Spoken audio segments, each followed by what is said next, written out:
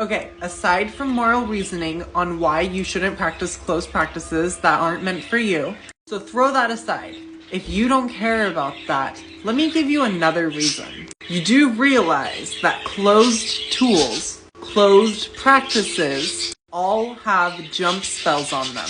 If you don't know what a jump spell is if you were to open, say, a spell jar of someone else's, go onto someone's altar without permission, or practice a practice without the permission of ancestors or initiation or whatever, you will be cursed. It's not just bad karma, you will be cursed. A jump spell is if you cross this boundary, you will have spiritual repercussions. That goes for all closed practices. These practices were demonized, shut down, and stolen from these people, from these people's ancestors. They had to protect them. Their ancestors had to protect them. So they used their own spirit. They used their own energy generationally to protect these plants, to protect these practices. So that if anyone were to work against this practice, an example would be Christians burning white sage for the fact that it's of the devil. Or if this practice is not of your blood, example being if you're a white person trying to practice hoodoo,